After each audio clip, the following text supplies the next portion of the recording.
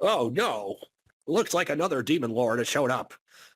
All right now, Agumon, we have to cross fuse. All right now, Agumon, Pizza Bagelmon, Shoutmon, uh, Terriermon, Monmon, and Potatomon fuse into Super Giga Digital Deluxe Plus. For I am Patrick Swayzemon. But does Patrick Swayzemon have the strength to stand up against Lord Marukimon and his army of Machine Draymon?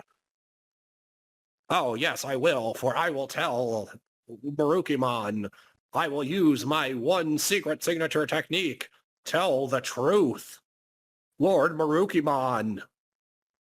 Frigimon, your one beloved that everyone in the digital world loves and was pining for some reason. I don't understand that, but whatever. She has been 86'd and sent to Cyber Brazil by Yggdrasil.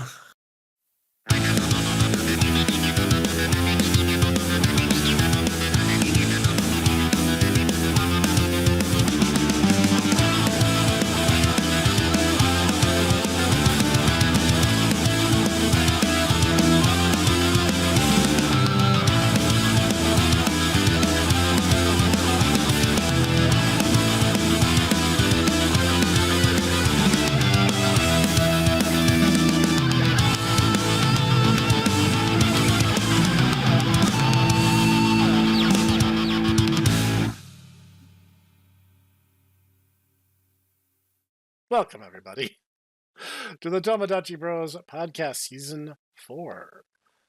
Today, my good buddy... I'm sorry if you didn't hear Marukimon's incoherent screeching. It was on an octave too high for mortal ears to hear. Oh, of course. He has a lot going on right now, I understand. Yes, we are back, and today we are talking about a franchise that, honestly, we will not shut up about, and honestly has been kind of turning out bangers as of recently. A couple years ago, if you had asked, I would have told you, oh, Digimon, that's pretty much dead now.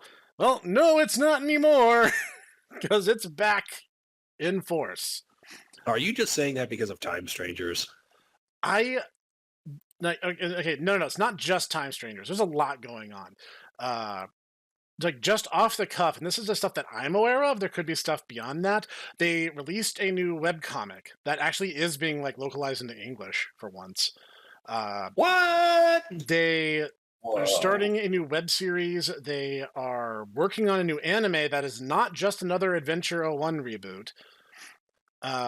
What? Yeah, we obviously have Time Strangers. I guess you could call it the third in the Cyber Sleuth series, even though it's part of the Digimon story series. But we'll talk about it in a minute. But like, let's be realistic when I say that the series of Digimon as a series has very little cogency one installment to another.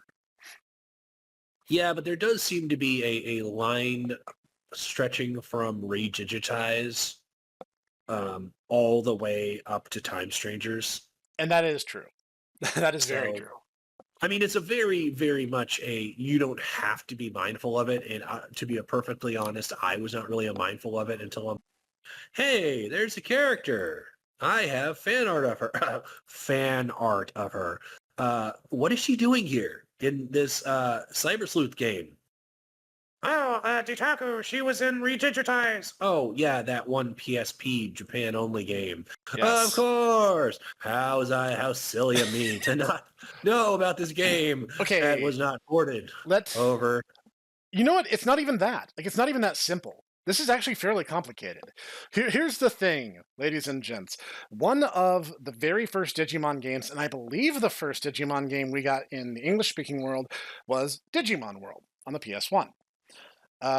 You guys might remember about it. I talked about it as a special for my first 100 subscribers. It tells you how long ago that was. And for those of you who are not around, Digimon fans got roundly butt mad about the No, fact that no, no, no, that not that they did one. They actually agreed with me. Most of them really? agreed. Because I recall a lot of them were like, you were like, yeah, this is not very good, and a lot of them were like, No, see, reach. that most of them agreed with me. Even the people who liked the game were like, "Okay, yeah, you raised some pretty cogent points. That's fair." The one that they got really mad about is I took the wind out of a particular Digimon fighting game. I don't remember which one, and I was like, "This is just this clunky, unfun Smash Bros. Clone," and they're just like, "Oh my god, how dare you judge the game on the quality of its single player campaign?" It's like, sorry, I don't have friends, and as a Digimon fan, I thought you'd be in the same boat. My bad. So, Emotional damage. Return to the forest of beginnings. like, the thing is, Digimon World 1 is an interesting game that tried to be an action adventure RPG and the Pendulum V Life simulator at the same time. And what you get is this kind of aggressive, really buggy, aggressively unfair grindcore RPG. Now, the further you play into the game, yeah, the easier it gets. But I'm just going to say your first champion is almost guaranteed to be a miserable experience. And most people, like I said, they mostly agreed with me. They're like, yeah, no, you are pretty much spot on. That is fair. That's cool. Uh, but it did set a lot of precedents. Digimon World was kind of the standard bearer, which is funny because Digimon Worlds 2 and 3 are nothing like Digimon World 1. Let's not even touch on Digimon World 4. Digimon World 4 is Gauntlet Legends, basically, but really just not as good. yeah, and with very questionable. See, I get that it was supposed to be a tie-in with one of the movies. One of the, I think honestly, this is actually the point that Yggdrasil going mad with power isn't just a total meme that just, oh yeah, this is what happens when we need a new cataclysm to, shake up the digital world. It's like, no, this is like the first time that they actually went to that well. So Yep. Yeah, because that was a tie-in with X Evolution, which we'll touch on, I'm sure. Now, the thing is, this is kind of a good example, actually. We kind of already described 1 and 4, so let's wrap up the list by talking about 2 and 3. 2 is a roguelike dungeon crawler, and 3 is kind of a traditional JRPG game. So you're going, wait, that's all the same series? Yes, that is all the same series. And years later, on the PSP, there was a remake of Digimon World 1 redigitized. Then there was a sequel to it, neither of which ever released outside of Japan.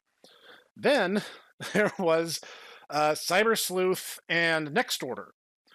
And those are technically considered to be in continuity with Redigitize because several cast members from Redigitize appear in those games. yes, you're a waifu for one. Yes, Mirai. Mirai is my waifu, if anyone was curious. And it's just a thing of beauty. I can't help it. Mine eyes I'm but just can saying, weep. I'm just saying, all the Snek fangirls out there that are like, who is my rival? It's just this immortal, planescaping digital witch. Who clearly knows Good way luck. more than she is letting on. Yeah, good luck with that. I mean, her Also, partner, her canon partner is Mastamon, who literally just yeah, generates black holes and throws them. black holes has control over time and space. Yeah, good luck with that.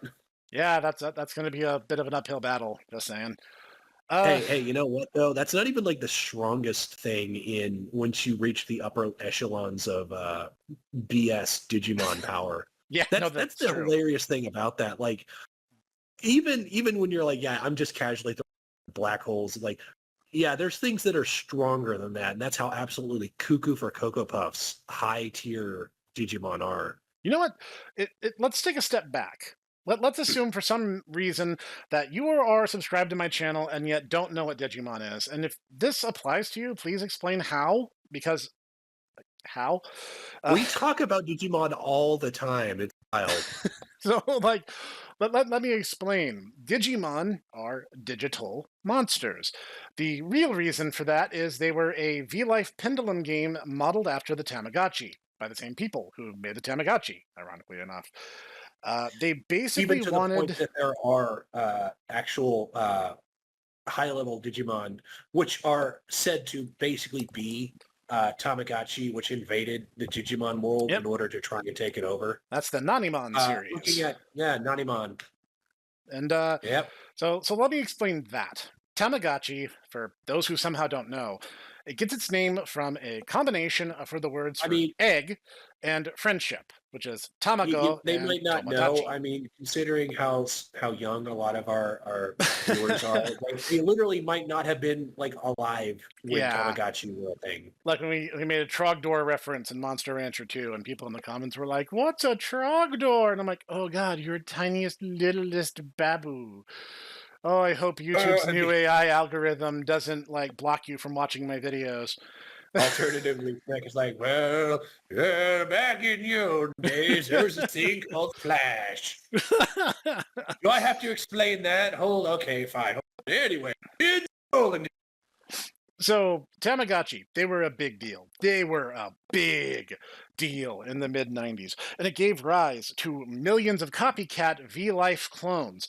Uh, to I, to give you a hint, the for those of you who are in the penitentiary that is the modern education system, the ongoing and removal of cell phones, smartphones, understand that's basically what the persecution you're experiencing now basically is what young Snek had to do. He had to like, oh man, I need to, feed my Tamagotchi. But oh no, Mrs. Gunderson's here. Ah, Mr. Snek, you're here with a Tamagotchi? I'm gonna have to take that. No, my Tamagotchi, I need to feed her. No, no, you don't. Tamagotchi is leaving. No Tamagotchi is allowed in man, class. Don't you see the rules over there? No having fun. No free thinking. No Tamagotchis. curses, foiled again. These things were everywhere in the mid to late Everywhere. 90s. They were Yep. omnipresent, and even with a wave of imitators, nothing quite held the torch to the Tamagotchi. And the interesting thing that Bandai noticed was everyone loved Tamagotchi, especially young girls, or at least, girls with good taste. So they're like, okay, we have this cute thing about these little alien creatures. And the alien creatures changed shape, and they would take on different forms depending on how you raised them. It was a Hmm. genuine bona fide phenomenon. So they're like, what if we could make lightning strike twice? So they're like, let's And retool they this kind of idea. did. They did in a big way, because not only is Tamagotchi still around, this led to Digimon. And they were like, we're gonna kind of like more stratify the evolutions. We're gonna add a few more rules, a bit more lore. There's a little lore in Tamagotchi, but not a lot. Uh, Digimon got a lot of lore, and I mean A a lot of lore. lot of lore. And then they're like, oh well, you can link them and battle your Digimon. So Digimon battles became an enormous part of Digimon as a franchise. You know the funny thing about that, Professor? What's that? There's a picture I remember seeing of like things I liked as a child, things I like as an adult, and it's, things I like as a child is like jet jet planes, dinosaurs, Yep. like little pop guns and stuff. Things I like as an adult, it's like just airplanes that are also women, dinosaurs that are also hot women, Yep. women with guns. It's like that basically is just Digimon. Now that That I think about it. that meme is basically Digimon, yes. Because here's the thing. As you said, Digimon has lore. And you might go, okay, Snek, well, what is this illustrious lore which you keep referring? Here's the deal.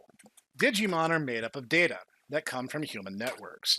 Therefore, if there is information about a topic, then a Digimon can be made on that topic.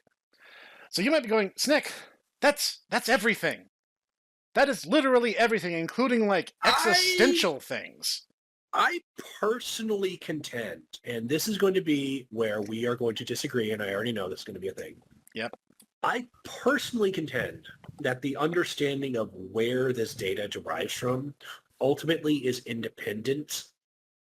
It's basically there is a fundamental data out there somewhere that is independent, that the cyber world of humans kind of coalesces, and it's the Venn diagram basically.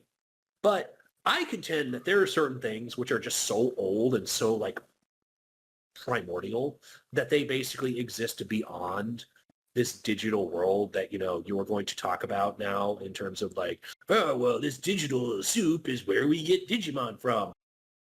And I already know we're going to disagree on this, and I know you're going to tell me and say, no, Taco, you absolute dullard, you absolute imbecile.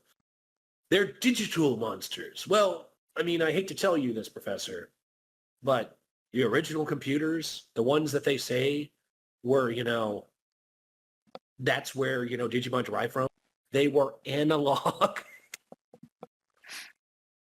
They used analog technology. So No, I'm just saying. of this I am aware. So here's the thing. The actual canon of Digimon is alphabet soup. Yes. It doesn't matter whatever you believe about Digimon is simultaneously wrong and right. Because the thing is, there's no real continuity. If you go into the world of Pokemon, any single Pokemon installment, you are in the same world around the same time frame, and the same basic rules apply. The lore is the lore is codified. There is one lore. In Digimon, that is Okay. not All true. right. I'll counterpoint. What is the first Pokemon? Well, it's obvious. It's okay, everyone go to the comments. Is it A, Bulbasaur? Is it B, Mew? Is it C, Rhyhorn? Or is it D, Arceus? There will be a test. And I'm just imagining, the Smogon, it's like, this is it. Oh, no.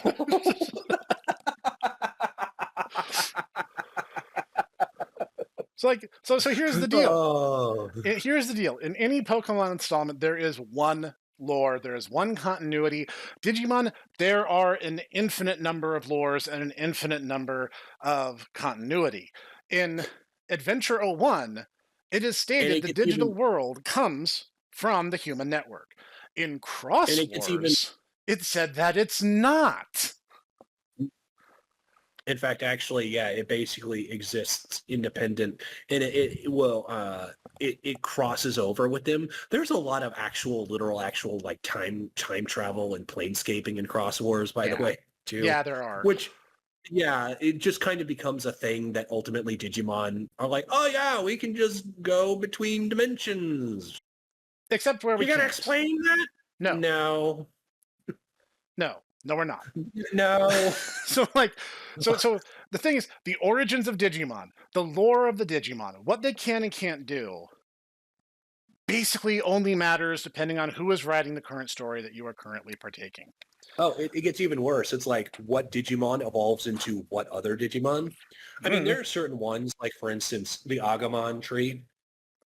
Agumon evolves into Greymon, which evolves into Metal Greymon, which evolves into War Greymon.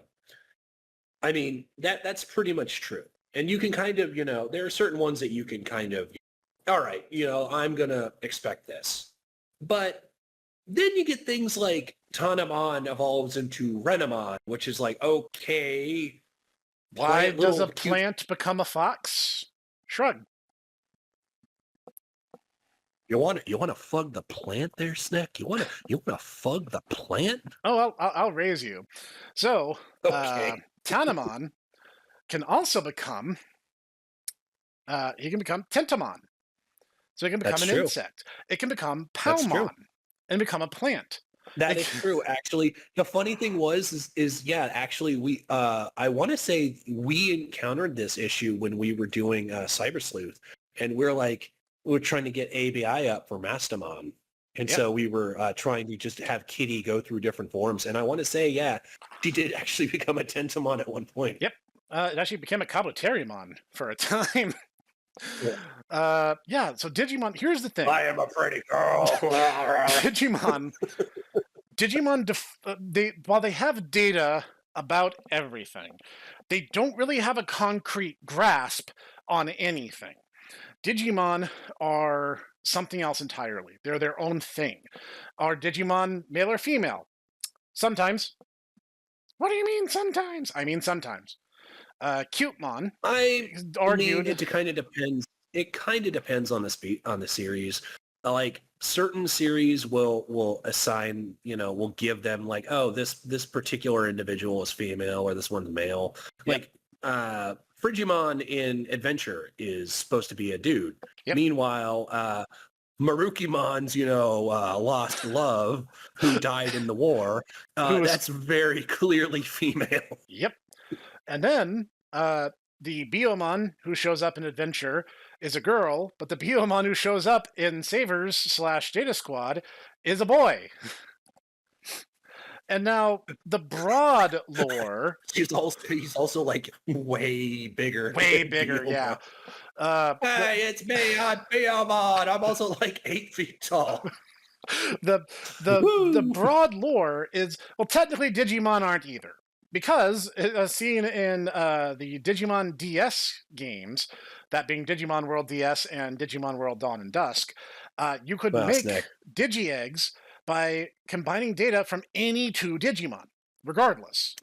Oh my. The game has no check. In fact, I think there's actually a special egg for Angelwomon and Lady Devimon.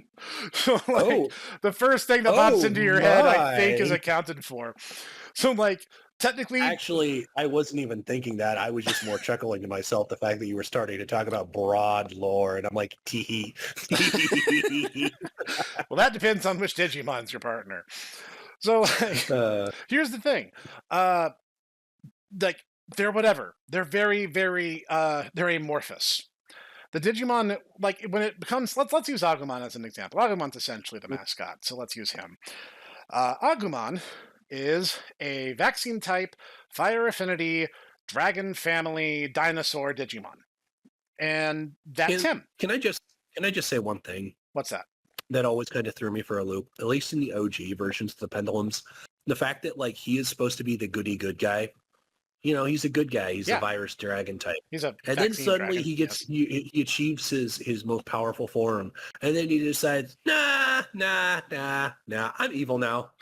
Greymon's a virus type in the original Pendulum, yes. What? As is Metal. I'm evil now. Greymon and Metal Greymon are virus types. And back then, this is codified in some of the manga, back then, virus types were evil. That's why Beelzemon is such a huge whoa, I'm a virus type and I'm also a good guy kind of. Not just Beelzemon. You forget, Guilmon is a virus. Yeah, but see, here's the thing though.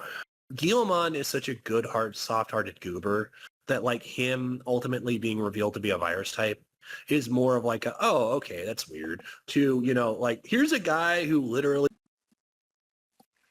one of the main characters and then, has this whole arc about it. Whoops. And then gets Leomon got Leomon. Yeah. I'm just saying, pour one out for your local Leomon. You can't, ever since the fact that he lost against Ogremon, man, he just can't beat the allegations. Nope. He dies in 01 when Devimon powered up Ogremon. He dies in Tamers when killed by Beelzemon, which was already a bit of a crapshoot. Leomon's a champion. Beelzemon's a mega. One of the strongest megas, by the way. In the Demon Lord class, no less. So, kind of a big deal. Even when there's an evil Leomon, there's a Saber Leomon in Cross Wars, and he just gets delorded by the main character.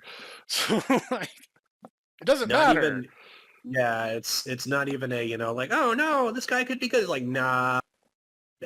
But, I'll be honest, losing Leomon and Tamers was painful, But the one that I personally got to pour a drink out for is Bancho Leomon in Data Squad. You're just saying that because it was Marcus's dad's partner. I mean, yeah. Also, he was super cool, and he had a really cool voice. I mean, yes, but if it wasn't for his sacrifice, they wouldn't have, been able to achieve burst mode. I mean, okay, I said what I meant. Only Rosemon got that. Are you saying that, Shine Greymon does not have absolutely amazing pets? Yeah, well, I mean, I'd say they're kind of hidden behind armor. It's kind of hard to see. So, I mean, just saying. So, like, that's the thing. Like, there's little continuity gags. There's little lore that's drizzled between installment to installment. And, like, some things will remain true. Agumon will always be, a little vaccine dragon Digimon. But what he turns into, well, who knows? No one remembers the OG. Poor Zero Maru. Zero Maru didn't even bad. get a rookie form. He started the manga at champion. I know. I feel bad for him. And honestly, he's the reason why I like the Vidramon line. Well, the Vidramon line is sweet. I mean, I do not fault your taste there. It's so tied to O2. And man, O2 is like, I want to like O2, but O2? Man. Okay. Here's my olive branch. This is my olive branch to O2. O2 had good Digimon designs. It had decent ideas. I think on its face, there's nothing wrong with armor digivolving. And DNA digivolving is something that was back in the original manga, so it technically can't take credit for it. So I just wish that they could have forms greater than their armor forms. Because armor basically caps you out at champion, and then there's sweet FA you can do about it. If an armor form could continue growing, armors could be really cool. In fact, that could be like if you had additional armors that you put on top of the armors. Yeah, or certain chains of armors create certain forms. You could do a lot with that concept. Yeah. Now, the entire thing with the eggs is that they're all they correspond to a certain virtue, right? Akin to the crests. Correct. So just have them you have two eggs and they interact with each other. And then that allows you to evolve beyond. Oh. Yep. I mean, there's nothing to say that they couldn't do that apart from they just didn't want to. Yep, they didn't, and once DNA digivolving became a thing in O2, the armor forms basically didn't get used again. I mean, not for nothing, Jogress is really cool. Oh, it is. It absolutely is. Especially when you have weird things like Shakomon. Why does an angel and a dinosaur turn to a weird robot, alien pot creature? Do you really want the answer to that there, Professor? I can tell you exactly what that's supposed to be. All right, sure, why not? It's a Dogon. It's a Dogon statue. It's a Japanese harvest birth goddess. That's what that's supposed to be. That is basically the anime figurine of someone from 200 BC era Japan. Okay. And they go look at that and go, Subarashi, that's very attractive. Because you look at them over time, and they go from something like that to actually being pretty humanoid looking. Right. So yeah, it's supposed to be like a harvest or fertility goddess. Yeah. And you get there by combining an angel and a dinosaur. Well, if you think about it, it's a goddess, and they're old, so they're dinosaurs. Yeah, fair. There you go. Okay, fair. Makes about as much sense as anything else in Digimon does. Yeah, there is logic going on here. I mean, not for nothing. I mean, explain to me then why, for instance, having the most powerful, the most august of all the royal involves a dragon and a bug. I mean, there's that. I mean, I could tell you the answer to that already. It literally is supposed to be, the power of justice and the power of love. Yep. And one of the other most famous royal knights is, a combination of a dragon and a wolf. So, yeah, Which one's that? that's Omnimon, or Omegamon, as he should rightfully be known. Yeah, what's up with that? Why did they change his name? So, with that one, I'm genuinely not sure. Though I will admit, Omnimon is a cool name. It does kind of ruin the whole thing because it's supposed to be I am the Alpha and the Omega, a reference to the Book of Revelation with Yeah, Alphamon and Omegamon. And it which is also, literally that makes sense when you understand I am the alpha and the omega. His signature move is all delete. yes. So, like, So, the thing is, Alphamon wasn't known in the West when Digimon the nope. movie was made. So the fact that they changed his name wasn't because they were trying to avoid religious implications. They just changed it to change it. I'm pretty sure that Hayam Saban would do that anyway, just because, I mean, he's trying to make things, fun for all audiences. And by all So, audiences, he means very stupid American children. Yes. yes. Because this is not the only time that names have caused confusion. The thing is, there is a Digimon that is known in the West as Scorpiomon. Well, wouldn't you know it? That's not its name. It actually is, and hang on, I actually have to look this one up because I don't remember what his actual given name is, because he's not very interesting as Digimon go. But the issue that we have is there's two Scorpiomons now, because they changed the name of his actual name, which was Anomalocaramon, and they changed it to Scorpiomon. But here's the thing. They then went on to make an actual Scorpiomon. Okay, so you might not be aware of this if you're not like deep in the ensconcedness of like the rabbit hole that is, Paleozoic creatures that are not dinosaurs. Anomalocaris is a very, very ancient apex predator that lived during the Cambrian period. To put that in perspective for you, we are talking before fish were a thing, before spinal columns, as we understand it, were a thing. So we're talking very primitive creatures. Yep. And so this thing was discovered, but it was discovered because you look at Anomalocaramon, and it has the grasping pinchers, right? Correct. Yes. Well, imagine, if you will, you find fossils of this, but you find only of the pincher, okay? And you look at this, you go, well, that's crazy. That kind of looks like the butt end of a shrimp, okay? Yeah. Now, you look at its mouth, you actually see that it has like a weird, like, crazy, like grasper mouth, kind of like one of those grabber toys. Yeah. Yeah. Well, imagine that, and they're like, well, that's a really jellyfish, except it doesn't have any arms or anything. And so for a while, we have that. We'd have the shrimps, and then we actually had the actual tail of the thing, which was basically just, it looked like almost like a tube worm. Okay. And they're like, well, this is very odd because it doesn't have any front end. It basically just seems to be like a tube, but it doesn't have any digestive tract or anything. Oops.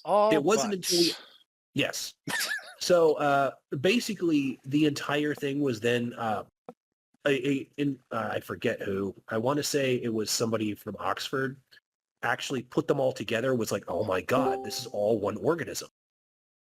And so yeah, it's a super predator from like before fish.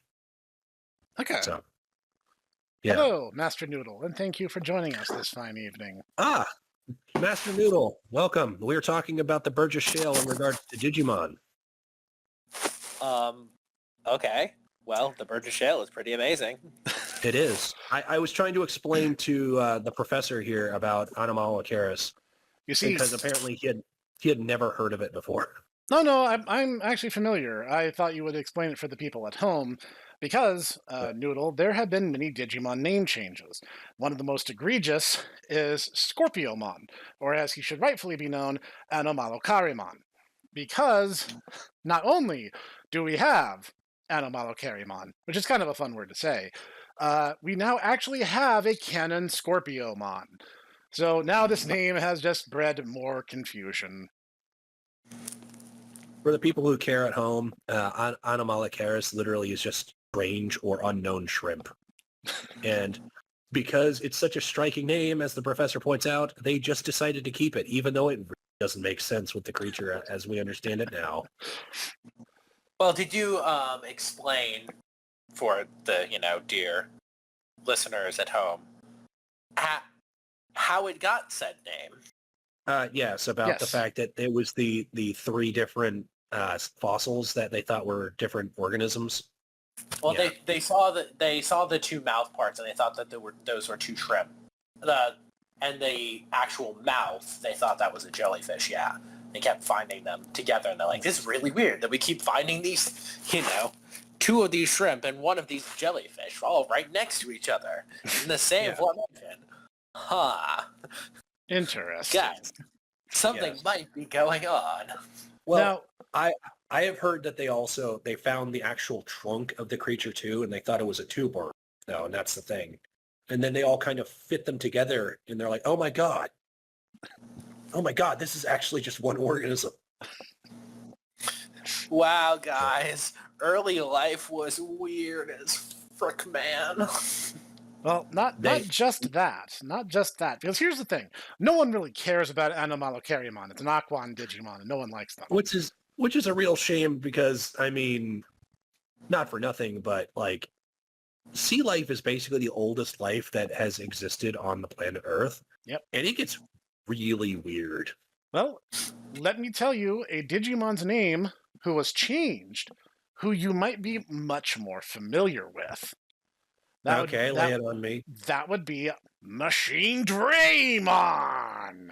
And I don't just mean the weird pronunciation that they elected to go with in next order when they put an unnecessary Y in his name, because it's Dra. D-R-A, dragon, Dra. It's Machine he's a machine dragon. Yes. Yeah. His actual name is Mugen Dramon. Infinite dragon?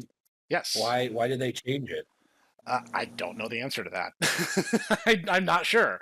It's supposed to be Mugen Dramon, and instead they changed it to Machine Dramon. Now, honestly, I think that's probably one of the more logical changes. It's a big machine dragon. Okay, fine, fair enough. Yeah. Strange, nonetheless, but still not completely outside of expectation. Now, let me tell you, there is one moment of censorship in Digimon that I wholeheartedly endorse. So, here's the thing. There is this Digimon. We kind of talked about his family already, because he belongs to the Nanimon family. And Nanimon is already weird. Oh, I already know what you're talking about now. all Nanimon are strange. There's no other word for it. But that's okay. Their name is literally the What Monster. So, it's expected. There's a kind of questionable design known as Bomber Nanimon. Bomber Nanimon is literally just a living bomb that kind of looks like a bit of a racist depiction of a particular people who might have negative association. He wears a giant turban, and I'm going to say nothing else. That's all you need to know. So Disney, who had the rights to Digimon Data Squad and Digimon Frontier, looked at that and went, nope, that's not happening. They should also be mindful of this is happening in 2005, 2006. Yeah, really early in the aughts. So it's kind of a bit of a sensitive topic, and they're just like, no. We are not permitting this. And they're like, well, how do we work around it? How do we deal with the fact that we have this kind of racist caricature who likes to blow stuff up? We kind of need to work around this. We can't cut the episode. So they're like, okay, here's how we fix it. Don't for the life of you, don't think that Jetix or, Disney or any of them were crying themselves to sleep over the fact that this is, racist. No, they are don't just care. afraid. They just don't want to get sued. Yeah, I was about to say, this literally just involves, the guy threatens to send himself to Brazil and is going to send everyone else to Brazil too. Yes. So they're like, That's the how do we fix it? Well, obviously, it's the first thing that pops into your head, really. It's the most logical course of action. They turned him into a giant orange. I'm not kidding, by the way. They turned him into an orange named Citramon. That's not the best part of this, though, Professor. It's the fact that they got the voice actor who did Don Patch, who does his Don Patch voice for Citramon. Which, I mean, fair. I mean, Richard Epcar did Mercurymon, so like, it checks out. Yeah, there was a lot of Bobo. Wasn't the commander of DATS done by the same guy that Jelly Jiggler? Yep. I thought so. And actually, the old man was also done by Don Patch. Oh, okay. And I want to say, like, I caught that immediately. I'm like, wait a second, that's Don Patch. And you're like, no, he's not. I'm like, nah, he is. He's just trying to be cool about it. Trying to do the cool Don Patch voice, yes. So Citramon, instead, is a giant orange who gets blown up. And I'm just like, you know what? This is so silly. This is like the one censorship of this franchise that I'm actually okay with. I'm going to squeeze myself, and it's going to cause juice to go everywhere. Oh, no, boss. We got to stop him before he does it. And let me just say, neither Saban nor Disney are above complete stupidity, because both of them have pretty egregious English in their attempt at naming the Digimon. Because as I mentioned, one of the main villains in Data Squad was Mercurymon, as in the god Mercury. They named him Merukimon, and inexplicably kept the error to this day. There was a thing on the official Digimon Twitter feed that was showcasing different Digimon, and they had it written out as Merukimon. And I even commented, I was like, really? We're keeping the blatant error? I saw that, and that made me chuckle mightily when I saw it. To even be like, because I was thinking it, and then I immediately scrolled down, saw you were yelling about it, and I'm like, oh, okay, I don't even have to do anything. Yep, my job here is done. Not to say Saban is innocent. They're not. Very not. Saban gave us... No. Saban gave us Arukenimon. And if you're going, Snek, what the heck is that supposed to be? It might help to know that her actual name was supposed to be Arachne. Arachnamon. Arachne, yes. Yeah. And they botched it so hard that for the entirety of 02, she's referred to as Arukenimon. Yeah, she's supposed to be this, like, older, femme fatale who's like, oh my, I'm going to trap you boys. Joke's on you. It turns out I'm actually an evil spider. I'm going to drink your blood. And Snek's just there like, smash. I don't know, guys, but wood. Okay. Wood. You know what? Fine. Let's go down this rabbit hole. We're 40 minutes in. No one's listening anyway. My Digimon waifu, outside of Mirai, who's a human, in fact, if I had to pick a Digimon for purposes of marriage, that right belongs to Mervamon. He's going to kill you, bro. This is not even going to be Brazil. It's destroyed. This is going to be a guilty gear announcer going to be like, destroy when this happens. Worth it. No fear, no pain. Chow Hin Shrimp, Kamen Rider, cool guy. Okay. All right. I mean, more power to you. Just saying. For gonna start blackmailing Snek, let's do it properly and with historical accuracy. I'm just saying, I can't blame you. Honestly, Minervamon and Merv are both excellent. And I think both of them are going to be in Time Strangers. So I know Minervamon is. I don't know if I've seen a confirmation for Mervamon. Mervamon has had like a weird existence because here's the thing: Mervamon's a side evolution. She's technically, by all rights, the same Digimon as Minervamon, but just like sideways. Oh, Yeah, she is. yeah, yeah, she is. That's all I'm going to say on that one. You know Fair. what? Fine. Is this going to be a case where I have to air my dirty laundry Yeah, too? I'm pointing this digigun against your head now. Oh no, it's a Gundramon. Okay, fine. Now I have to just pick one. Oh, you can. I mean, you can pick a handful if you want. I don't care. Oh my. Oh my. You could have a whole Well, digital all right. harem. Like I said, no one's listening. Fine. Okay, I'm not going to be greedy. I can't decide between these two, but so I'll just say these two. Okay. And this is just going to prove to me that I probably have a type. Okay. Feel Starmon, and I cannot deny my OG waifu Lilithmon. Oh, so Jitaku needs like a tall goth dami mommy. All right. Hey. I respect the hustle. Hey. I'm not casting judgment. Hey, I feel a lot of judgment going on from over the Snek corner right now. There's a lot of judgment.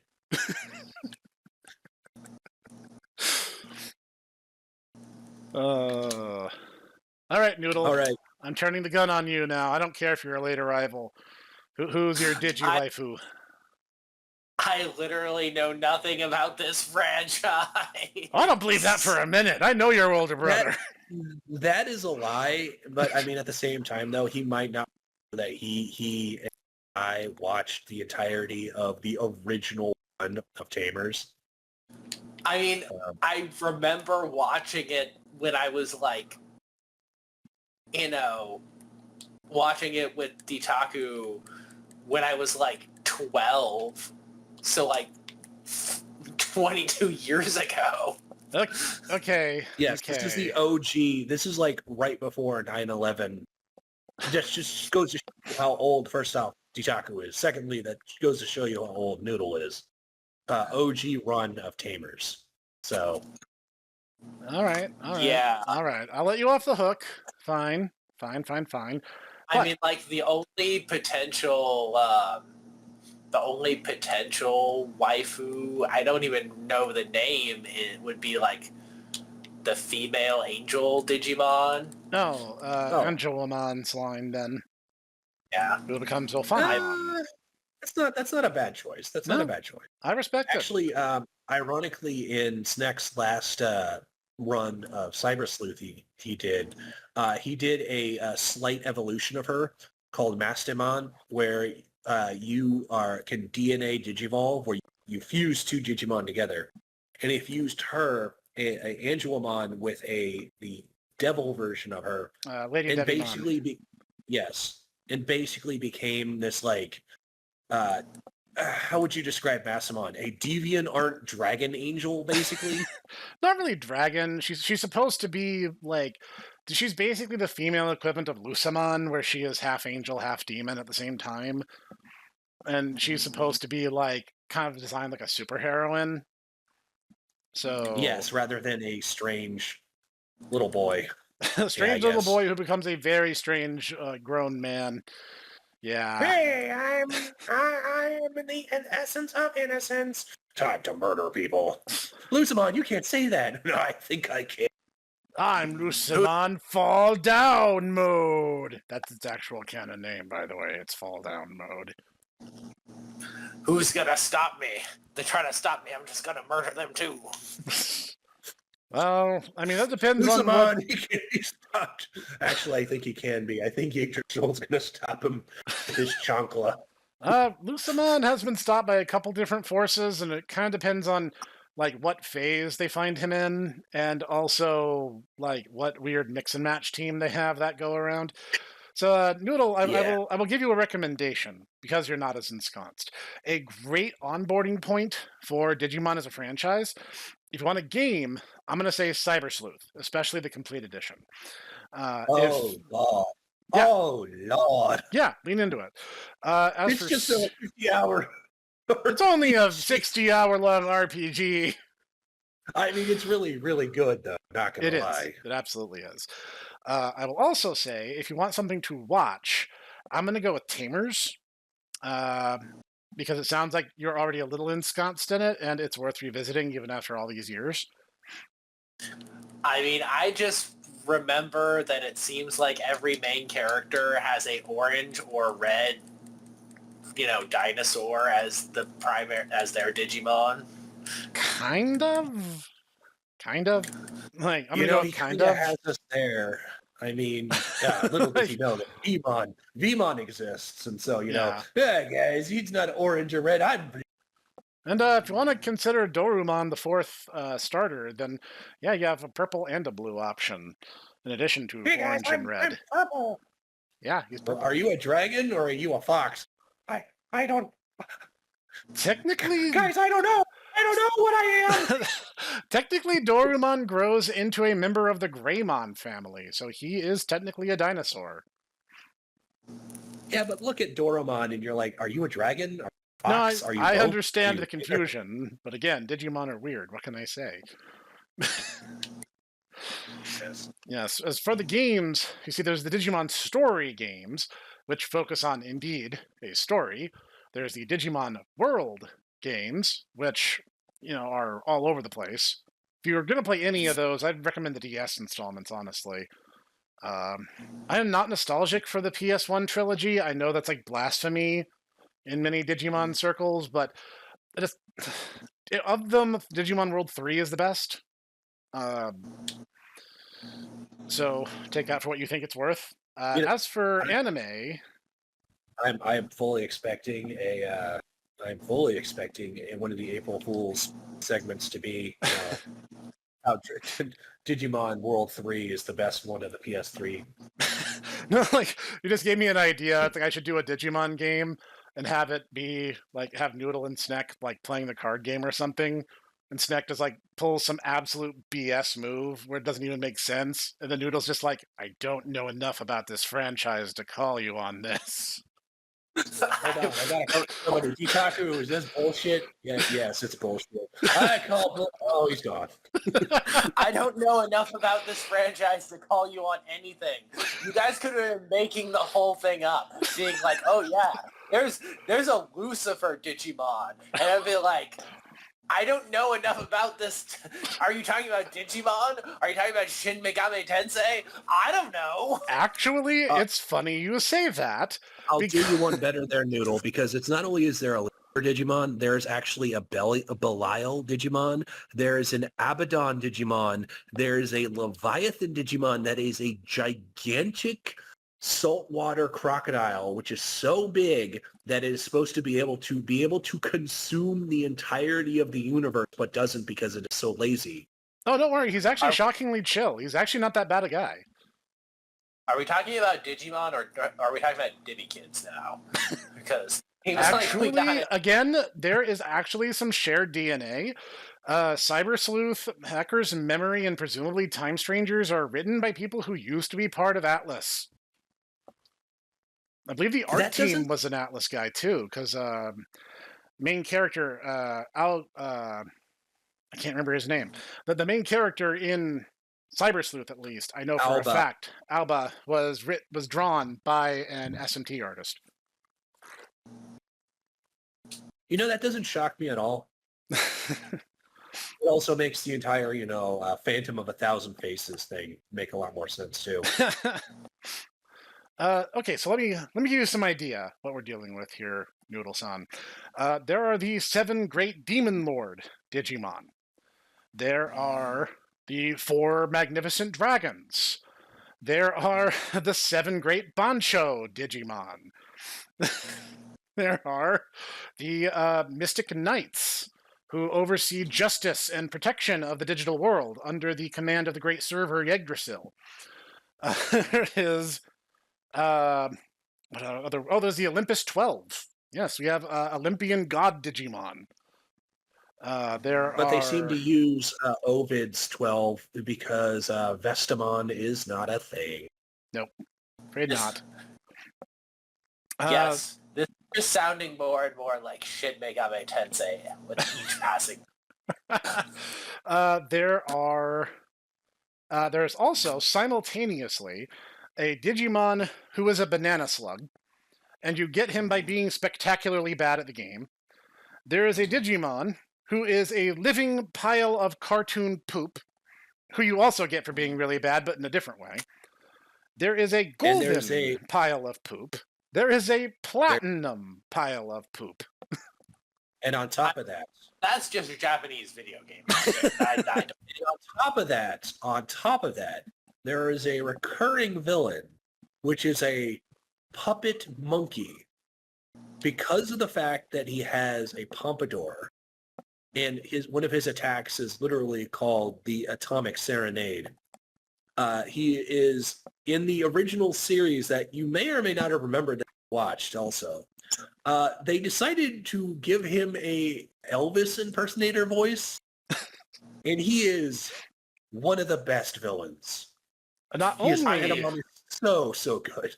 Not only is there Edamon, there's a golden Edamon, and a metal Edamon, and a king Edamon. Well, because one of Edamon's original epithets was, I'm the king of the digital world, baby. Yep. These all share the same world together. Yes. That's just good marketing. I don't know what to tell you. So here's the thing that you have to remember, though, too. Here's an important thing. There is one of the dinosaur dragons, right, that transforms by evolution into a cyborg. Yes. That can launch, just as an attack, it could launch nuclear ICBMs. Okay? Nuclear missiles. Edamon is on the same level as this guy and can do comparable damage by singing so bad at karaoke that it causes people. Physical agony. Edamon's karaoke singing is so bad that it causes... I mean, again, fair. I've been to karaoke, and some of that, I'm pretty sure, did qualify as a war crime. So, welcome to Digimon, where singing can kill you as badly as, Oshima. So, I played Exalted. None of that is surprising to me. So here's the thing. I'm going to use our previous example. So, Cyborg with nuclear ICBMs in his chest, yeah, that's not his final form. He goes on to become a dragon war god who can form small stars in his palm and just launch them at people. And alternatively, he becomes a dragon gun angel that can fire suns like bullets. Yep. And one of his cousin families turns into a giant samurai who gets like shingle armor all across his body and giant twin katanas. Is he the one with Dimensional Slash, or am I thinking of somebody else? I forget. That's a Gaiomon. Yeah. Who for some reason was like got his name changed to Samudramon, but then changed back to Gaiomon later on. I just remembered in Dawn and Dusk, he was a bitch. Yeah, he was tough. a bitch. He came out of nowhere. He's like, you sure are having a whimsical adventure. Darn shame if like a nightmare boss and just came out of nowhere and destroyed you. Yeah. That would be a darn shame if that happened. Just saying. Yeah, that's a fair cop. And that was like, Gaiomon, please. Gaiomon, yes! So, another thing that exists in this world, there's a ladybug who speaks with Kansaibon. He turns into a giant rhinoceros beetle who shoots lightning out of his mouth. And that one sounds very familiar. It's Kabuterimon. You might have seen him. You would know him in yes. Digimon the movie, where he stopped the Y2K virus by everyone going, forward all your emails to, at Diabolomon at AOL.com. It'll fill his hard drive cache with all the emails because he only has, 128 kilobytes of storage. That actually happens, by the way. I am still bummed that anytime Diaboromon shows up, he doesn't actually have an opportunity to nuclear missile opponents. Like, that's the threat of our war game, is that there's going to be nuclear missiles raining down in Tokyo Bay. And yet then there's like, he never gets that as an attack in any of the games. That's just Technically, that wasn't something he could do. He got into the American military's computer systems and launched the nukes, which is funny as their nukes are not online. They're actually on ancient computers that run on COBOL. not even on COBOL. A lot of them have punch cards for that specific reason. You need to have the specific punch cards. And Yeah, it's that's impossible to hack something that's not, connected to the network. and that's the beautiful thing about it. Most Zoomers now, they'd be like, I'm a hacker man. I'm about to infiltrate the network. Now I've infiltrated the network and stolen the codes. What is this bullcrap? This is just a bunch of paper cards. I'm not playing Pokemon. What am I looking at? Well, I mean, most of them probably wouldn't realize that the, amount of data that we use to go to the moon was less than that of this video's, thumbnail PNG.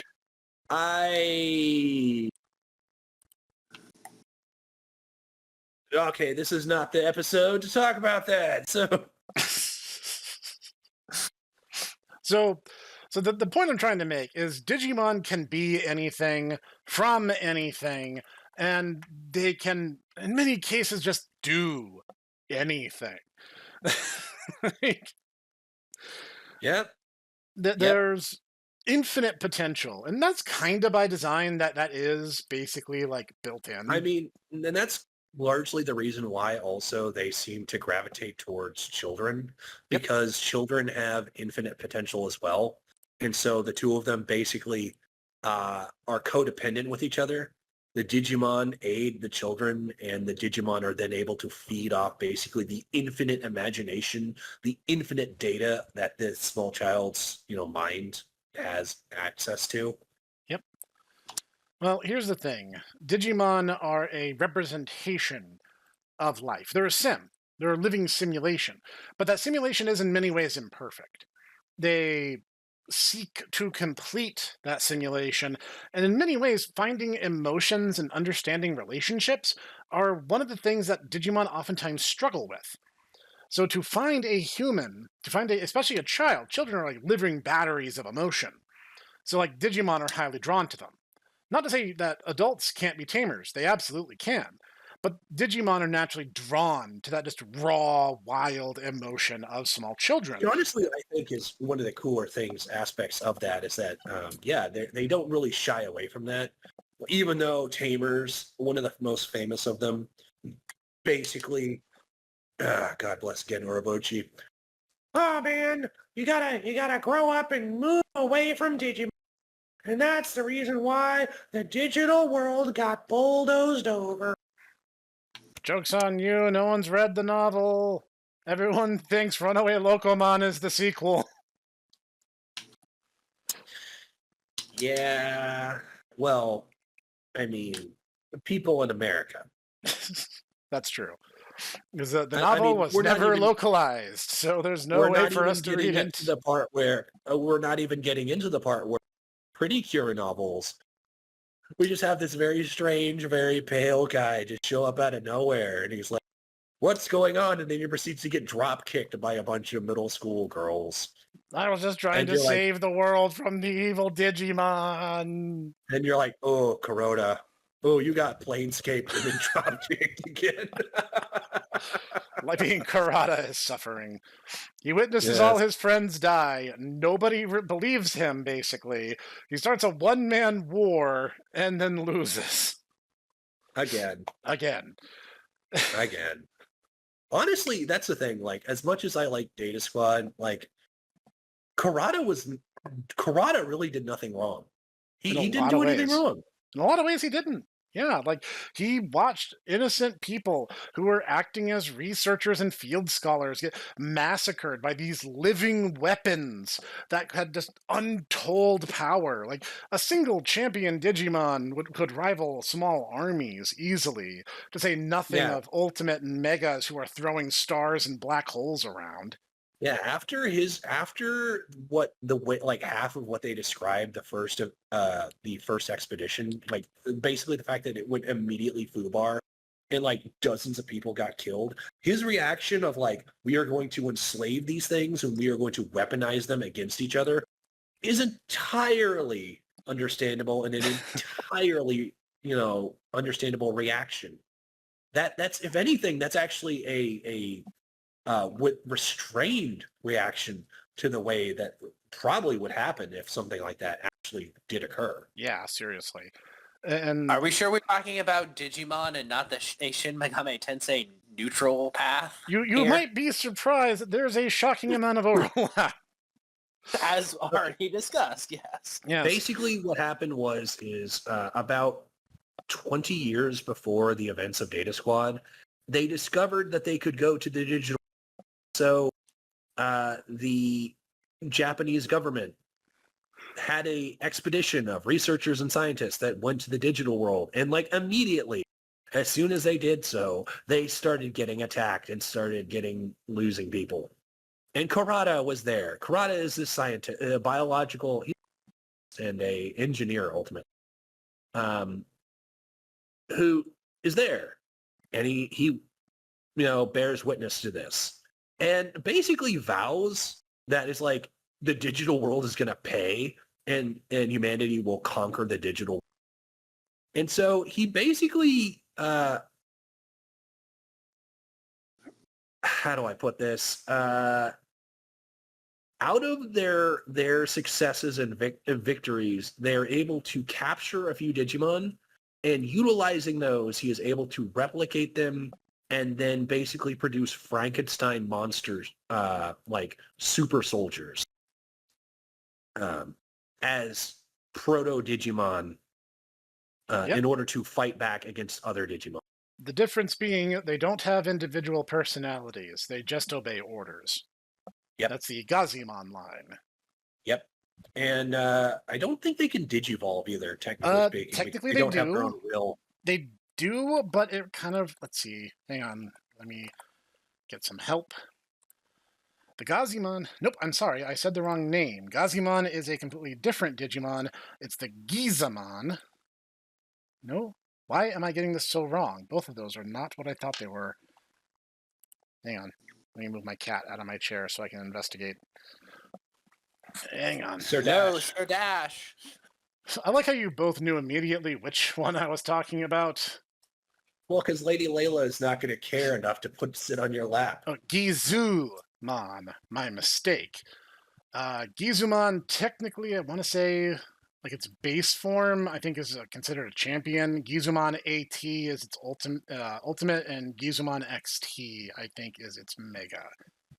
Yeah, AT, because when AT showed up, I want to say that's about when the our legally obtained copy of kind of crapped out on us, and it was a big deal because it was markedly stronger than the Allies were at that point. Yeah, see, here's the thing. The rights for Digimon during that time were a little contentious for a while. There was a time where Saban went into debt and sold off a bunch of their licenses to Disney, and that included Power Rangers and Digimon. And so Frontiers and Savers were done by Disney. It also gave us probably one of the best arcs in American Power Rangers, which was the Space Force, might I add. And so I'm just saying American Space Cops is probably the most American thing that you could do as, hey guys, we're radical and we're American. So what are you doing? We're next on Space Cops. So yeah, the thing that happened is it became really hard to get the DVD box sets of these series for a while. So one particular Christmas, when I happened to ask for them, the best my mom could find was basically some bootlegs that we didn't realize were bootlegs until about halfway through the series. Oops. So Disney technically didn't get any of our money. So that's the upside to all of this. Guess what we learned is that, Mrs. Snek, Mama Snek, is, she knows a guy, apparently. The guy is Amazon. So, Who knew? so yeah. Yeah, Karada, in any other context, probably would have been the hero of the story. Considering that Marcus literally goes up against one of these alien monsters and proceeds to go, I'm gonna fight it. And all his friends are like, no, that thing's giant. He's gonna kill you. It's like, I'm gonna fight it. I'm gonna fight it. Punch him in the stupid face, and then he does. And of course, thankfully for Marcus, giant alien monster proceeds to go, ow, you cheated, ow, and you realize the alien monster is in exactly the same mental wavelength as Marcus. The two of them basically bond over just their love of fighting. I'm talking about Data Squad Agumon. Of course. All right, deck it in the schnoz. And honestly, that ends up being kind of a winning strategy for him throughout the series. Is he's just like, hey, you know what? I'm gonna punch it. And they're like, Marcus, that won't work. And then he's like, I punched it. It's like, holy crap, that worked. You know what, Marukimon? My name's Mercurymon. I'ma punch you. Okay, but ow. That didn't really hurt, but oh god, why are you digivolving? Oh, interesting. So I didn't know this. I looked up Gizumon's wiki page to see what its namesakes are. And first off, its name should be Gizmon because it comes from Gizmo, as in a random machine. And its designations AT and XT are from the IBM PC lines. Oh. Yes. Wow, Karada is kind of a nerd. What a shock! The nerd The was nerd, in fact actually a giant nerd. the nerd in a lab coat and glasses is actually a huge nerd in a lab coat and glasses. Yes, it's me, Nerderson. I'm so nerdy that I have a pocket protector for my body. Oof, he has a pocket protector. My God, man. This future so looking so bright, I've got to wear shades. Yes. No one's going to get that because Timic 3 hasn't been a hit in like 30 years. Yes. I guess the point we're kind of driving at in a bit of a roundabout way is Digimon is really good, and it looks like things are looking up. It just got a brand new card game that is vastly improved from its early aughts incarnation. Actually, Snek and Ditaku tried to play it over Zoom once. It was very funny. It was awkward AF. It didn't really work very well. What? I forget. What deck did you have again there, Professor? I had a standard red Agumon deck. Oh. Yep. Well, I still have I still have my decks. We could theoretically do it. I have to dig in my closet. I haven't actually unpacked everything since I moved across Sneckburg, but I'll see if I can read it out. Or, I don't know, maybe I'll have to go and buy a new one. Wouldn't that be awful? No, that would be awful. So I actually don't have my deck either. It's back at my folks' house. Okay. So there's like the new card game. There's a new anime coming out. And again, it's not an Adventure 01 reboot. And Digimon is a very experimental series. Every single bit of it is something completely different. Because sometimes you'll have tamers where it's like, guys, growing up is really hard and really scary, but it's something that you need to embrace because it's worth doing and it's worth doing well. Then you'll have like Adventure 02. They're like, no, guys, philosophical pacifism is a great idea. And then, of course, you also have Cross Wars, which is, hey, you know what? You know what'll solve male loneliness? Reuniting digital Japan. Oops, we're halfway through and the series isn't selling enough toys. Let's forget that idea ever happened and just move on and punching stuff in the face. Oh no, Taiki. Looks like there's the 7 generals of dark. I'm a punch him. What? I'm a punch him. Oh, also, here's your new sidekick. Hey there, boys. I'm your hot older sister, Mervamon. I am okay with this. Heck yeah, I'm okay with this. I do not approve of being made fun of in such a fashion. You don't. Hey man, I'm not making fun of you. I'm just saying that's where she came from. No, and, I know. Cross Wars is where Mervamon okay. comes from. Real talk time here. The only reason why I actually went through all of Cross Wars was for her. But I mean, I am hard pressed to fault you for this. But I'm going to say this right now. Well, first off, the first half was kind of. It was. I kind of understand I kind of understand the reason why they did the complete pivot, and it really does feel like basically like two animes that are only held together by the fact that they have the same character. But yeah, I bet. Honestly, the second season is way better. Yeah. Including the one villain, which is literally they utilized a little in order to lower the enemy's guard. And she kept trying to poison the heroes. And then they're going to get so attractive, they won't be able to want to fight because they're so attractive that they wouldn't be able to, force themselves to become dirty. Yeah. This is a stupid plan. This is a great plan. Shut up. I forget that was like one of the earliest general, but yeah. Yeah, see, that's the thing, is Digimon is very comfortably in that shonen battle kind of genre. So you really never know what they're going to come up with. That said, sometimes you get really, shockingly deep and philosophical moments. And then sometimes you're just like, hey guys, let's stop, adventuring and bake some cakes. This is a thing that happens. And then you'll also get Final Evolution Kizuna, where it's like, no, guys, you wanted something cool. Here's something lame instead. But that's Digimon Tri in a nutshell. I'm just saying, the last bit of Time Hunters is probably the most hype cash money thing.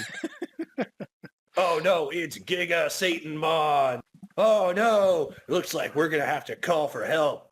It's all right, guys. I called for super help. Did somebody call for super help? Tai! I'm here, and also all the other heroes. Wow, this is the coolest thing that I've ever seen. And this is never going to happen ever again. Nope. And it happened next week. No, actually, the next thing they did was Appmon, and it was terrible. Yeah, see, there was a bit of a dark period around the time Cross Wars came out, because a lot was happening. Well, okay, you have to understand. All right, okay. To understand things, Noodle, just because you weren't around and you're not cognizant of this. When we say Cross Wars, we mean there's the Cross Wars, there's Cross Wars 2, which is just the second season of Cross Wars.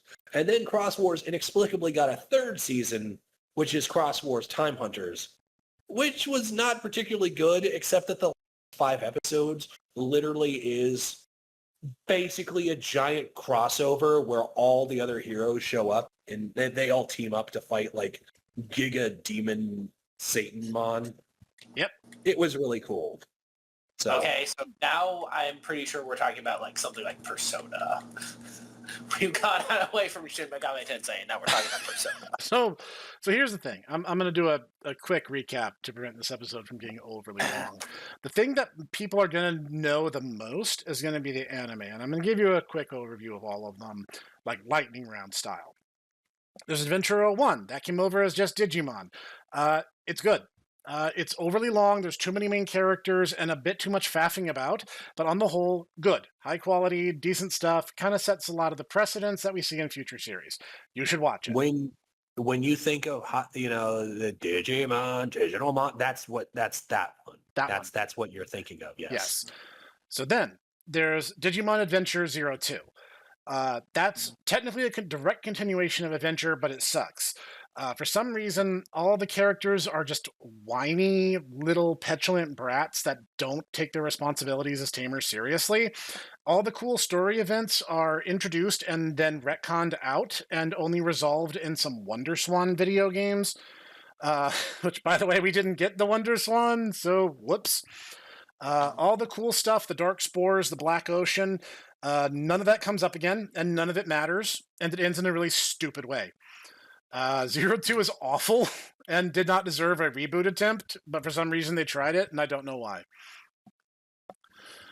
Next. I agree with Milo Yiannopoulos, who said that Tamers is basically Wagnerian opera. Yes. Next I is agree with Digimon this. Tamers, which came to us as Digimon Part 3. Even though it's its own universe, it has nothing to do with anything prior. It's a whole new world, whole new continuity.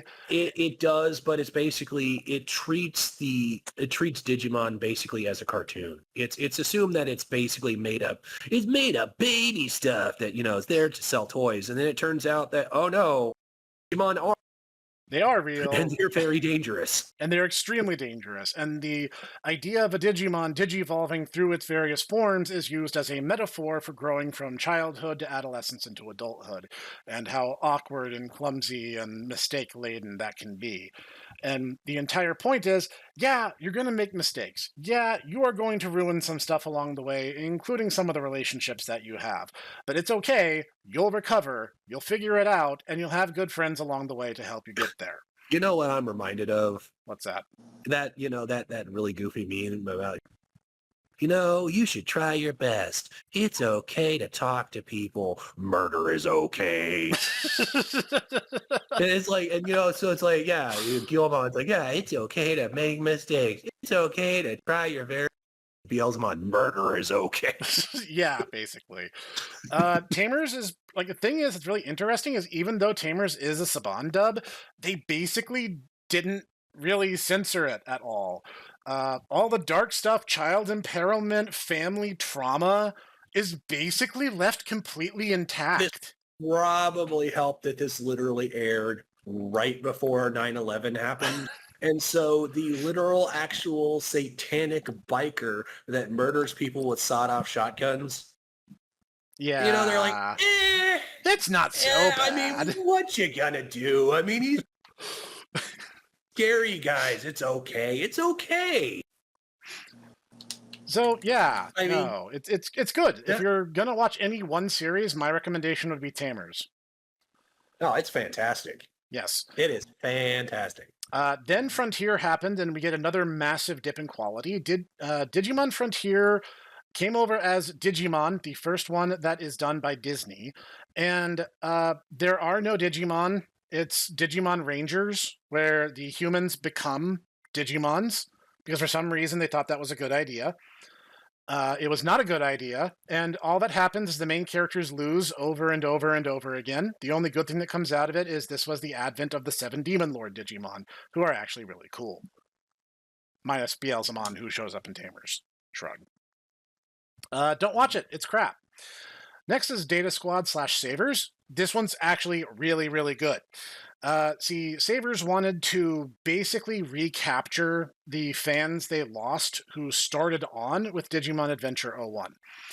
And they basically are like, hey, the main character's a little bit older, a little bit more like hot-blooded, a bit more angsty teenager. Marcus is supposed to be like 14 years old, by the way, even though he's like 6'2" and punches like a professional boxer. I mean, to be perfectly honest, when I was 14, I was, I too am 7 feet tall, so I understand. Well, that's because your legs like are kaleidoscopic and just keep going forever. So, yeah. You're leg shaming me, and I don't got to that over here. I'm gonna step on you. Now you're no leg shaming me. Anyway, Data Squad is super good. They basically learned their mistakes from 01. They gave it a much more reasonable cast size. They did some really cool stuff where there's enough nostalgia / callbacks, but also enough new, interesting things for it to explore.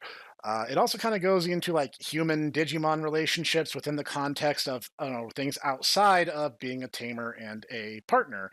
Whereas like Frigimon Yeah. shows up as a mother figure to orphan Keenan Cryer. And the whole thing is like, well, what does that look like? Like, how would a Digimon handle the responsibilities of And motherhood when Digimon don't really experience that?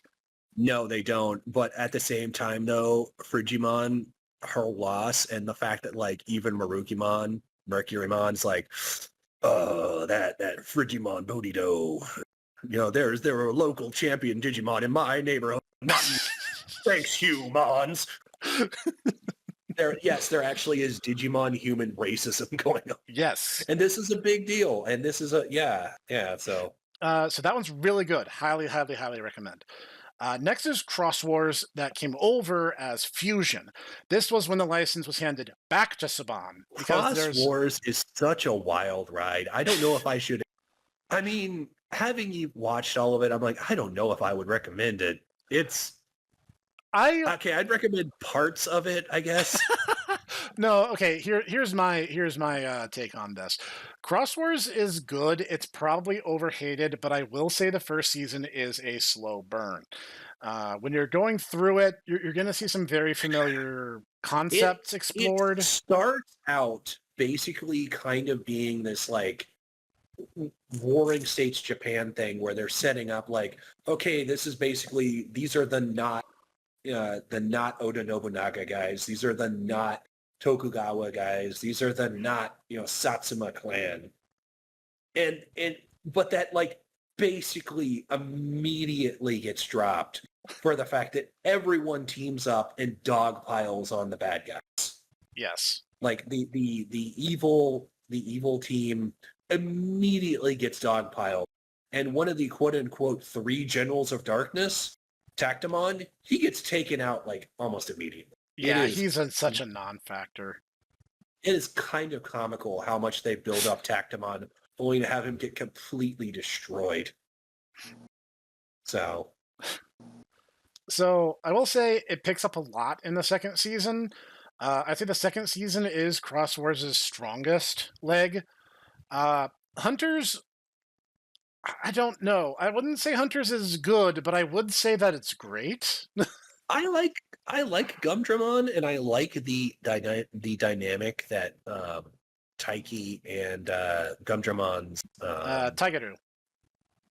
Yeah, Tagadu have, because it's actually cool to see a mega level Digimon actually going about and doing like important things, and you're like, oh no, I gotta manage an entire nation because these dumb Digimon aren't gonna do things right, and so he actually has to be like a king, and that's interesting. That's cool to see. So one of the interesting mechanical considerations of Cross Wars is it kind of tried to get away from the general power scaling of Digimon known up to that point.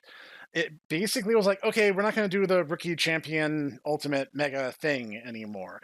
We're just going to be like, it's what it is, and then they basically immediately went back to it, almost immediately. Well, that's what everyone knows. That's the thing, is that it's a useful metric for like how strong. It is, but this isn't the first time they're going to make this. It's not the last time they're going to make this mistake, I should say. Yeah. So Shoutmon is technically a rookie level Digimon, but at the end, the start of the series, several people are like, "Oh yeah, he's basically as strong as a champion for some reason." And then, like his final form, Shoutmon Cross 7 final, I think it is. It's basically like the fusion of every single Digimon ever, ostensibly making him God. I mean, he takes out one of the Olympics 12 in like the first arc with like cross like 3. 4? Like 3 or 4, yeah. Yeah. So Neptunemon gets freaking just bodied, basically. They also destroy Lucamon with like Cross 4B. So I mean, Hey, he's got Beelzemon with him, okay? Oh, yeah, Beelzemon shows up again, and once again, he's a good guy. So yeah, a little bit of fan service there. The next thing that came out was Digimon Try, and they should have tried to make a better anime because it's just another adventure sequel. And honestly, it's not very good. Like they keep trying to adventure keeps trying to push this notion where it's like, oh, someday when you grow old, you won't be able to be a Digimon tamer. And I'm like, I kind of get what you're pushing for, but this is directly contradicted so many times in Digimon lore that this basically is a non-story. And it ends with Someday when them. you're old, like, older than Marcus' dad, who was like in his 50s, You'll you have won't to have Digimon you'll have to anymore. stop being a Digimon tamer. It's like, really? When does that happen? I'd be curious to know. Grandpa So, Snack, when you stop having when they can take him away from me for my cold dead arm that I don't have. I don't have hands. They can't even do that. So try kind of sort of is a sequel, but also kind of trying to be its own thing. And they literally just like cannot come up with any interesting ideas, so they just revisit a whole bunch of stuff from the first two series. And it ends in just making super duper Omnimon. And it's literally like it's so freaking edgy in Japanese. It's Omegamon Kaishaku mode. And for those who don't know, that's a delivering a killing blow out of mercy to an enemy. So the best that the dub team could come up with is merciful mode, which is like fair enough, but it's stupid design. It is deviant art tier trash. I hate this form so much.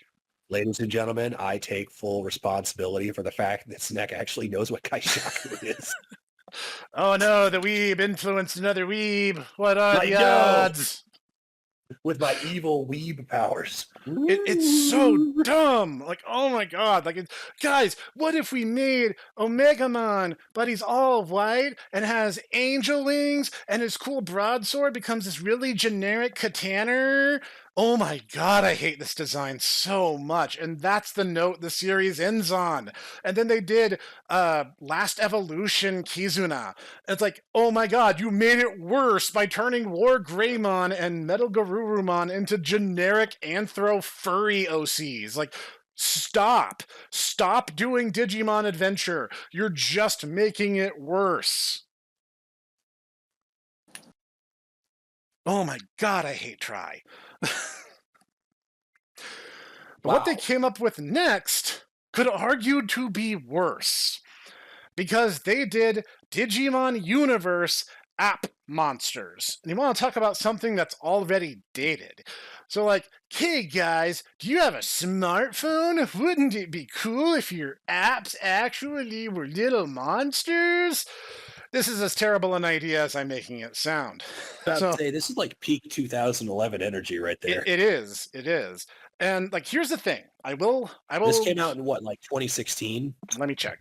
Appmon came out in 2016. You nailed it on the head.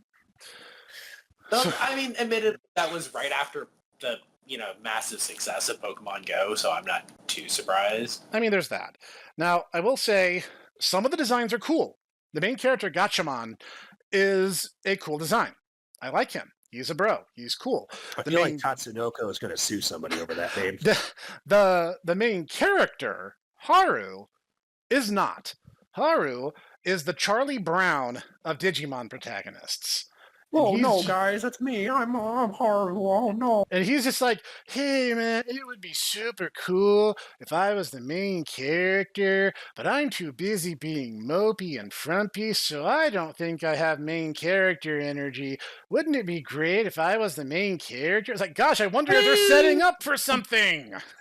Do do do do do do do do do do. Oh wait, this the wrong Haru. No, definitely the wrong Haru. So like literally, that would have been a twist. Oh jeez, that Haru actually has a personality. This one doesn't, and like he gets his Digivice or his equivalent of a Digivice. They're not Digivice because it's not Digimon, you guys. They're Appmon. Don't forget, it's Appmon. He gets it out of a freaking vending machine.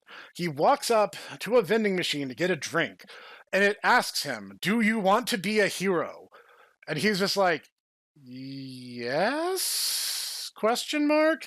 And it just deposits out his Digivice, and that's how he gets Gatchaman, and it's never explained. This just happens. I'm not joking, by the way. This actually is a thing. So Gatchaman is based on search engines. And his thing, he's like, oh yeah, like if it's out there, I can find it, and like I can help you discover what it is you're looking for. And he's like the fiery, hot-blooded one. He's like, yeah, we got this, guys. We're gonna be great. And Haru's like, oh man, it would be super cool if I develop a personality before this series is over. He does not. So, along the way, he makes some friends. He meets, and I have to look up their names because they left no impact on me. So he meets Eri, and Eri is your generic idol character. Her joke is that she's very polite. That's literally all she has going for her. And his other friend is Torajiro, and he's a generic YouTuber from circa like 2011. He's like a dare YouTuber is his thing, and he's just like, oh man, I have this cool catchphrase that I'm gonna say all the time. And I'm like, you both are completely uninteresting, and I am just like astounded that you remember to keep breathing. Then you have generic edgelord Ray, who has Hackmon, who's debuted as a Digimon, not as a Appmon. So that's interesting. And this series is a mess. I was about to say this mess is a series, which also would be correct. It's just, Oh wow, that guy is kind of edgy. he is super edgy. The whole thing is there is Not Apple, and Not Apple is secretly super evil, you guys. So different from regular Apple by keeping it a secret. Yeah, I mean, I'm just basically saying that, I'm just saying that if Steve Jobs, when he was still alive, was like, yes, good news, everyone, I'm going to give you an assistant, and it's going to be great, and it's going to cost you $599, $500, but it'll allow you to play Ridge. And, you could even have one that's ancient Japanese, straight out of ancient Japan. wouldn't even be out of character, honestly. I'm Steve Jobs. Yeah, No, Apple is the villain. There. Apple is the villain. I believe they're Leviathan, I think is their actual name. Wow. Wow. So I then, want to say something, but They're really not beating the SMT allegations, are they? no. And the thing is, one of the most annoying things. No. See, if they truly were going to be not Apple, they should be like Abaddon or something like that. But that's a book of Revelation right there, ladies and gentlemen. So the thing is, the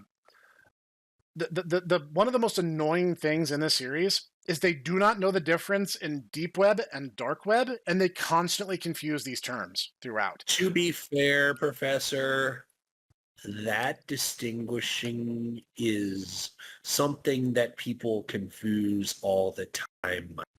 Like, I hear about, like, oh no, guys, it's on the deep web. And I'm just thinking to myself, like, do you mean the dark web?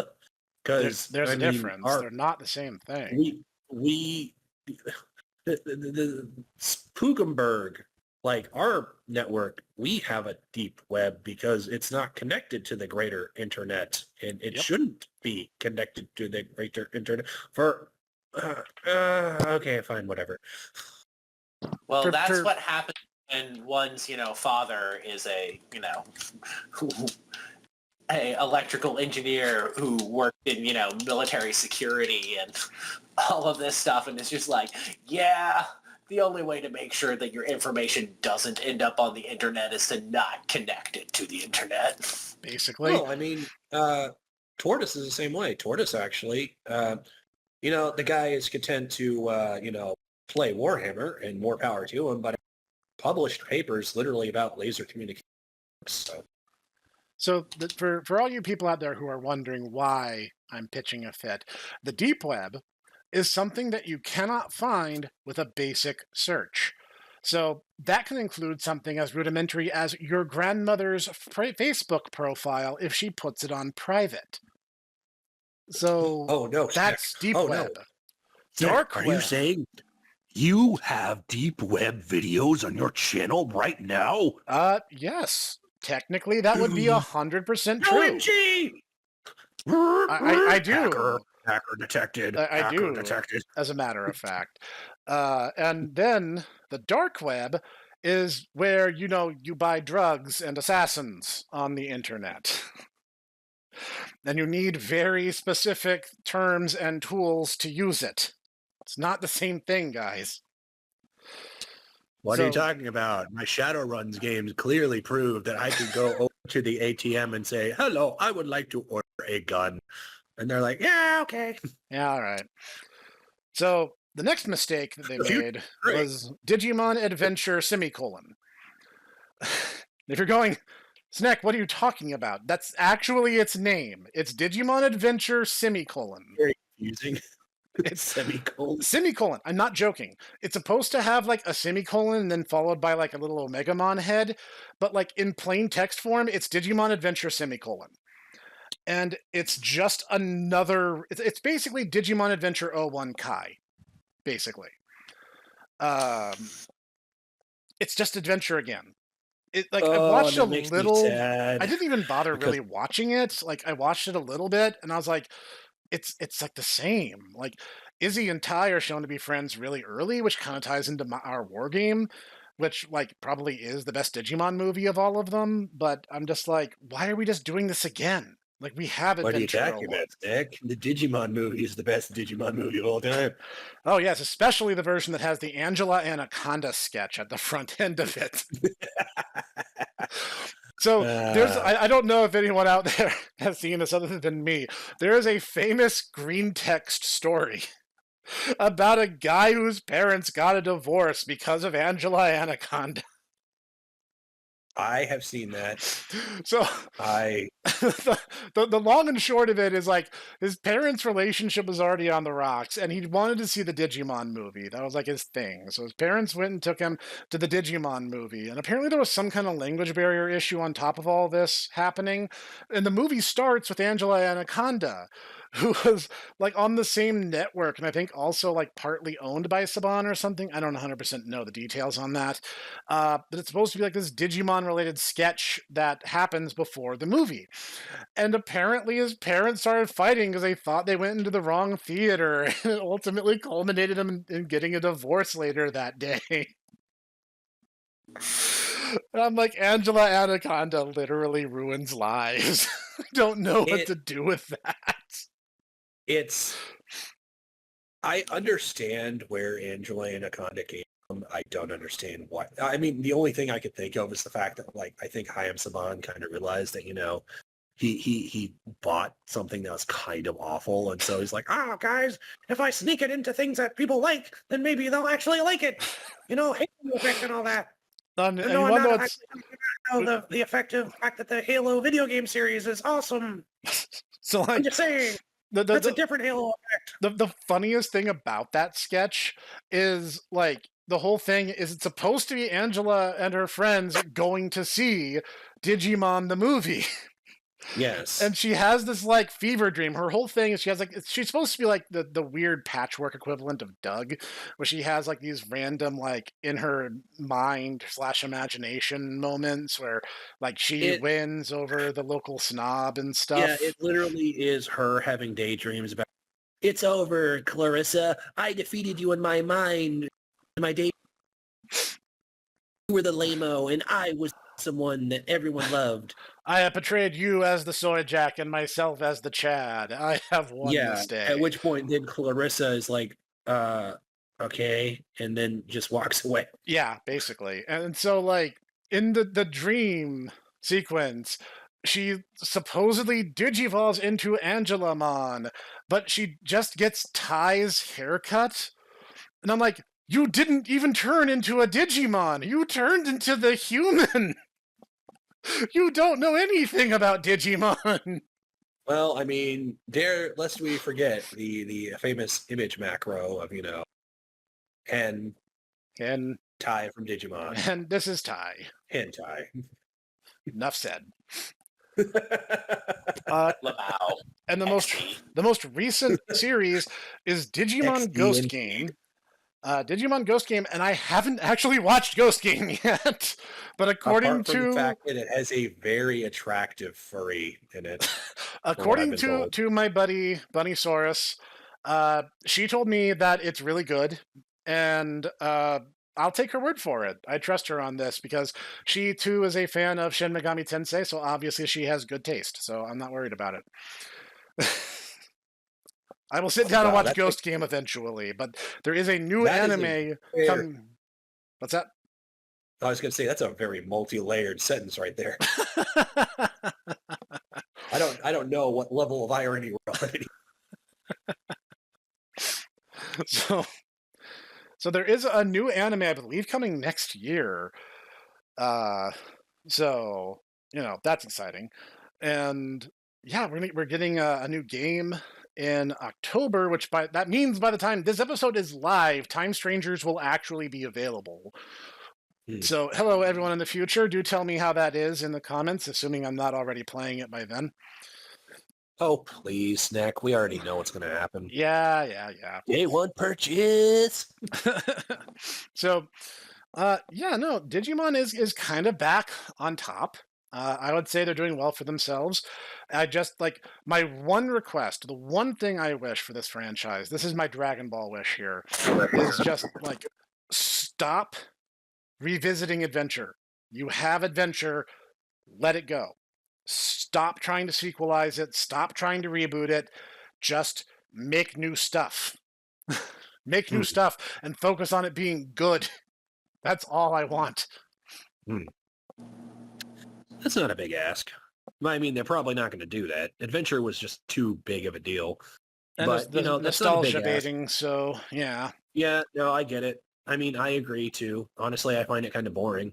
I prefer when you explore the fact that Digimon is a huge world and has huge opportunity for things. They kind of touch on this a lot in these story games where they're basically like, yeah, there's just a digital world and then there's just infinite worlds that the digital world touches on. Yep. But I mean, that's just even then that's kind of at the periphery of Digimon. Yeah, basically. What they're saying is the digital world is Sigil. Kind of, yes. That's not. And you can go to the different realities through the digital world. Oh my could, God. yeah. You could, yeah. Yeah. Hypothetically, yeah. I have a name. The new series is Digimon Beat Break. Okay, that tells me literally nothing, but all right. I'm looking to see if there is a thing here. Okay. E-Pulse from Human Emotions powers an AI support device called Sapotama. As such, huge advancements are made. Terrifying monsters appear in shadows. Creatures that devour E-Pulse and Digivolve are called the Digimon. Gekkomon is born from Tomoro Tenma's Sapotama, and their meeting leads Tomoro to a strange new world. As he works with Kyo Sawashiro and his bounty hunter team, Golden Dawn, Tomoro makes a new decision. That's all we got. Gekkomon? Gekkomon! He's gonna have Gekkomon. Oh, they redesigned him. No, they redesigned him. It's a new version of Gekkomon. Here, I'll drop it in the channel. Because Gekkomon before is like a very, gag very, character. very silly. No, they redesigned him to look like he stuck his tongue in an electrical outlet. And he doesn't have his goofy trumpet anymore. Yeah, he doesn't. He lost his trumpet. I guess he exchanged that for those styling gloves he's wearing. Those are very... You know what? Okay. All right. Ladies and gentlemen, you know what this kind of looks like? What's that? This guy looks... He's not a bad design. No, but he's just not. Judging from the way the color choice and his just general character design, he looks like he came straight out of a 90s children's radical cartoon. Oh no. I'm just saying, man, he's you need to see this. Okay. This is we now know what the future of the chicken resting on top of Protag's head is going to look like for the next couple years. And its name is Murasame-mon. So, okay, we've already gone well past where I think we should have. There was a time to stop, and we have clearly passed it. And now it is time to bid farewell to present company. So, thank you, gentlemen, for joining me as we ranted endlessly about this crazy, completely unpredictable franchise. I kind of suspected when you said, "Hey, let's do Digimon," that it would ultimately end this. We've talked a lot about passing, so us just focusing on Digimon is going to be just So, but mostly just gushing. I like Digimon. I like it. I do Honestly, too. I mean, not for nothing. I honestly, as crazy as it sounds, now I, especially after Sword and Shield, I think I prefer Digimon, at least the games, to Pokemon. I just, what? No, no. You know what? I need to be loud and proud. I prefer the Digimon story games to Pokemon. I said it. We'll stand by it. You know what? My chest is bared. Pokemon friends, cast your stones. I know what you cheer for. So thank you, Noodle, for just letting us gush for 2 hours straight. Well, glad I could be here for that. And but I'm still not 100% sure this wasn't a Shin Megami Tensei episode in disguise. You will never know until you dig in. You know what? Next time we should let Noodle, it should be another Noodle episode. That's a good idea. Noodle, think of a topic between now and then. Okay, well, it won't be next week. I'm busy next week. Fair enough. But all right. Anyway, we're going to see you guys next time in another episode of the Tomodachi Bros Podcast Season 4. Thank you, gentlemen, and we will see everyone at home next time. We are Kurasu Hard!